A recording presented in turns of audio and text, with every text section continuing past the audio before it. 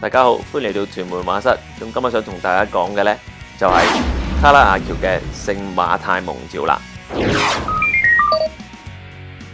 咁咧，卡拉瓦喬畫呢張畫嘅時候呢，用咗嘅最主要嘅方法呢，就係光嘅運用啦。我哋見到一張好黑嘅房，好光嘅光呢，我哋就喺右邊斜向下咁樣就射向左邊嘅。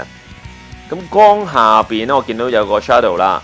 咁嗰度咧，我哋見到有一個人就舉起隻手，即係畫面最右邊嗰個人啦。咁佢係耶穌嚟嘅。咁卡拉瓦喬咧點樣將佢話俾人哋聽係耶穌咧？佢就喺頭度邊咧畫咗個細細嘅 halo，即係嗰個光環啦。而佢前面嗰個人嗰個老地嗰個白咧就係聖 Peter。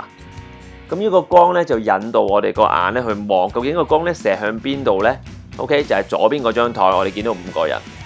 而中間嗰個人咧，你睇到個手咧有鬍鬚嗰個人咧，佢嘅手指就指向自己，就好似話：喂，你係咪揾我啊？喂，個光係咪射向我啊？咁呢班係咩人咧？嗱，我哋睇到咧嗰張台上邊咧，最左邊嗰個人咧仲喺度數緊錢嘅，而上邊嗰個伯咧亦都冇理到耶穌嗰個手嘅或者光嗰個召喚佢啦，佢仍然喺度數緊錢，最緊要係啲錢啊嘛。咁除咗啲錢之外咧，我哋就見到咧有本帳簿同埋咧有一個墨水筆嘅。咁呢班人咧就係以前嘅稅吏啦。卡拉瓦喬嘅畫咧有一個特點咧，就係佢啲人好有型啊。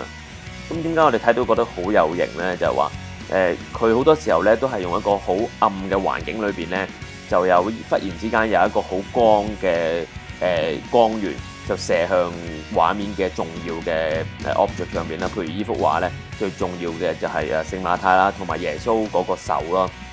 咁呢一個運用咧，喺當時嚟計咧，係一個好創新嘅運用啊！